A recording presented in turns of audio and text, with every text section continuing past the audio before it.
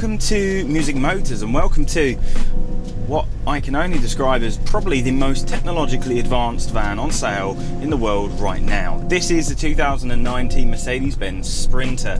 Now obviously Sprinter's been around for a while and has had a multitude of facelifts over the years, but nothing quite like this. This, as standard, comes with more technology than any other competitor vehicle. And also bear in mind that there are so many different options that you can get a Sprinter in. You can get 112 brake horsepower, 143 brake horsepower, you can get 163, which is what this one is, and 190, it's a 3 litre. You can have a front wheel drive, rear wheel drive, all wheel drive. You can have a 9-speed for the front wheel drive, auto boxes, a 9G Tronic box, or you can have a 7G Tronic auto or a 6-speed manual for the rest of them.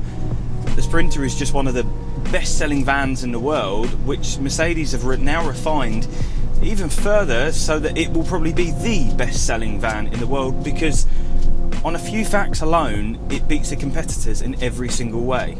So welcome to the 2019 Mercedes-Benz Sprinter. Time for a gig test like no other. Obviously all my equipment's going to fit in the back, there's no question about that, but what about an entire band's worth? I'm going over to the Isle of Wight, playing a gig, see what the fuel economy is. The real world, this is a proper van test. So let's see what we do.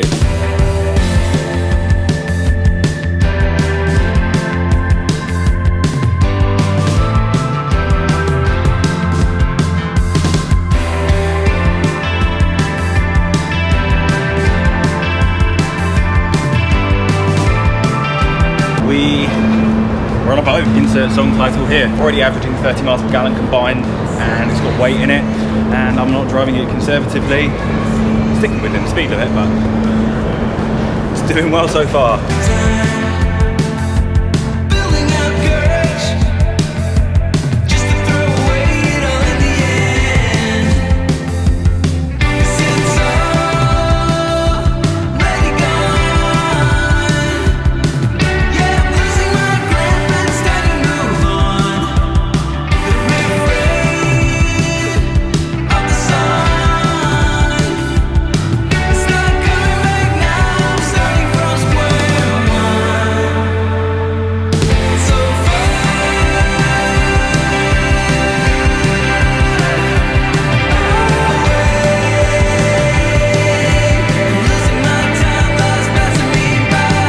So as a summary, 31.1 miles per gallon. Now, a lot of time was spent on the island, struggling, going up hills. Well, not struggling, but putting the engine under some pressure. So to turn that around, even though the motorway was great and everything, it's still load in the back.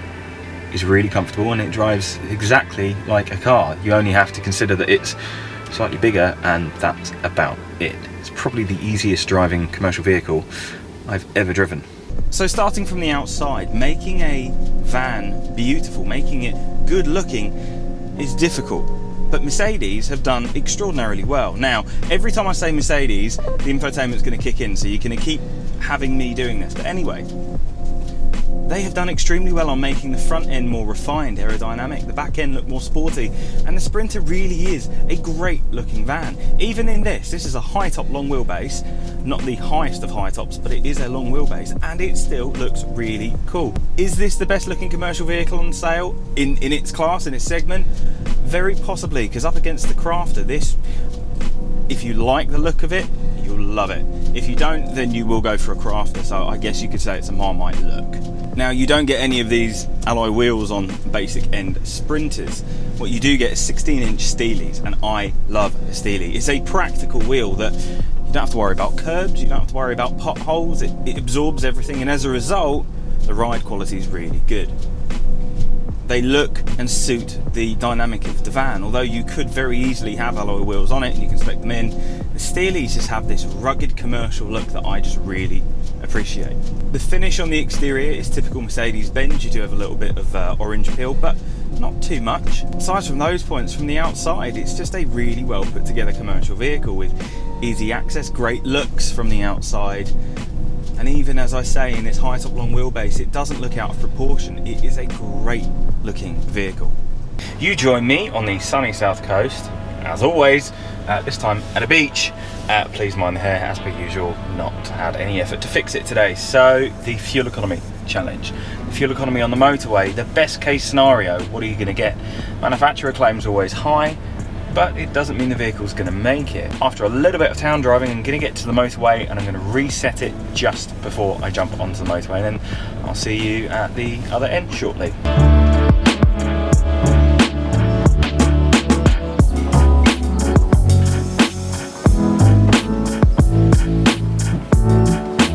So that's not a bad turnaround, especially when you consider that this is a relatively high vehicle, it's a relatively long vehicle, and then really it's effectively a slab going through the air, just slightly more aerodynamic of a slab. Now, Mercedes claim that you're going to get about 36 miles per gallon, and wait 1 minute, Mercedes has just kicked in here because I said the word Mercedes in the truck.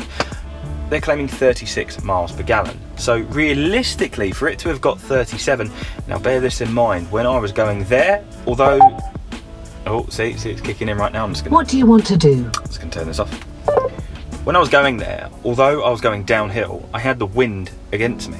And then when I came back, even though the wind wasn't against me, I was then going uphill.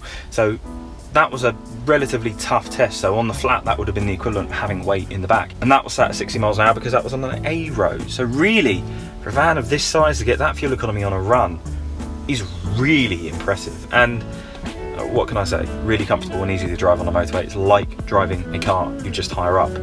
And that's not easy to say when it comes to a van, because things like a Crafter, don't get me wrong, they drive really nicely. In Transits, Crafter drives a bit like a car, but not as much as this, and the Transit drives like a van, unless we're talking Transit Custom, but different segment. This is really impressive. When you step inside, that's where things have changed, because Mercedes, and wait for it, it's going to kick in. It didn't this time, that's good. That's where they've kind of changed things up. Obviously, commercial vehicles need to be hard wearing. They need to be able to take a lot of abuse and neglect and wear and tear. But these plastics are nice, they're soft touch. The only difficult touch plastic I found on the inside was actually on the gear lever. Now, it's because it's a little bit hard on your hands. The reason why, and it makes sense, is because that's probably the most used component, and the interior is going to get the most friction as you're changing gears. Within reason, that needs to be tougher. And that's the only tough feel plastic. The rest of the inside is really well built and really luxurious for a commercial vehicle. The visibility is fantastic. In this long wheelbase, especially with the blind spot monitor, you have no issues in going anywhere, doing anything, parking wherever you want. It is very easy to be done. Your upfront display is really easy to navigate, and you can even control the infotainment from your steering wheel. Speaking of the steering wheel, it's a nice new Mercedes-Benz design and it really works. When you get onto the infotainment, well, the new MBX unit is absolutely industry leading for a multitude of reasons. Not only that you can ask it to change radio stations, not only that you can ask it to help input destinations, but that this system links to like a fleet system. If you have a fleet of these, you can track where they are anywhere in the UK, how they're being driven, what service requirements are needed. In the event of one getting stolen, and this is serious, one got stolen and they ripped out the aftermarket tracker.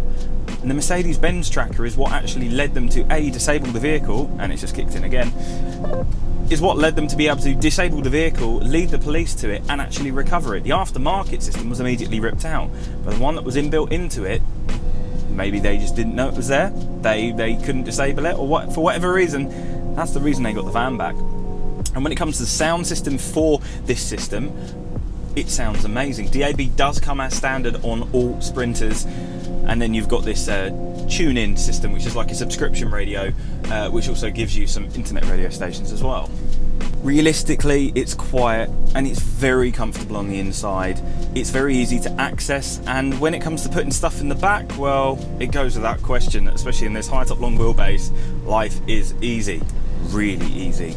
So performance-wise, Sprinter is kind of interesting because it goes in the name, sprints places. So you can have 112, 143, 163 and 190. If you go for the 190 brake, you're getting a 3-litre V6 diesel. It's a shame they don't put that in the Vito, but that's for another video. The performance of this van is actually quite interesting, and this is 163 brake, it does very well. Now I estimate, because it's not on paper, there's no written diagrams to tell me exactly what this gets, but I reckon that this tops out at probably about 100, 110 and gets there in about 11 seconds, which by all van standards is actually quite nippy, and realistically it is actually quite a fast van around town and has more than enough torque on the motorway, thanks to the fact that it's got 360 Newton meters of torque. Now, handling wise, you get a good amount of feedback from the steering. Obviously, it's a commercial vehicle. You're not going to have bundles, it's not going to feel like a Caterham, but you get a good enough amount of response. And equally around town, it's light enough that doing tricky maneuvers is easy. The pedal feel is nice, the clutch feel is great, and the gearbox is, well, it's not that smooth. It's a typical Mercedes manual gearbox, which means while it's not the smoothest of transitions, it's going to last forever and it can take a hell of a lot of abuse. That said, it's not difficult, it's just a little bit more agricultural, a bit more crunchy. That's the only thing, but that's because underneath this is the same Sprinter as before, engine and drivetrain wise. You can quite easily drive this through a town and have more than enough nip to get around and get up and go places and do things, but equally on back roads, if you have 163 brake horsepower or the 190, you've got enough power to actually have a bit of fun, even with weight loaded on. Driving on the Isle of Wight, I had a lot of twisty A roads, B roads, and I really thoroughly enjoyed driving on them, which, considering I had full load, was quite surprising. Now when it comes to economy, realistically around town you're going to see 30, and actually if you do tend to drive a little bit heavy right-footed, you will probably see around about 28 to 31 combined. If you're lucky, you'll get 45 to the gallon on a run, 36 combined, which is what Mercedes claim. And then when you consider the size of the vehicle, that's really good going. So what does one of these cost? £25,000 base price, and if you get this one with many options, including paint, blind spot assist, and the fact it's a high top long wheelbase, it's £38,000 on the road. Now bear this in mind, it sounds like it's expensive, and against the competition I guess technically it is, but when you consider the quality that you get for the money, when you consider the fact you get Mobilo van, when you consider the resale value of the vehicle, how it drives, the way it looks, it puts it above all the competition, and for me makes it a class leader, an industry setting standard van, which is why I think Mercedes have absolutely nailed this in every single way, because you can have it as a front wheel drive, rear wheel drive, all wheel drive. You can get it to do whatever you want, whenever you want.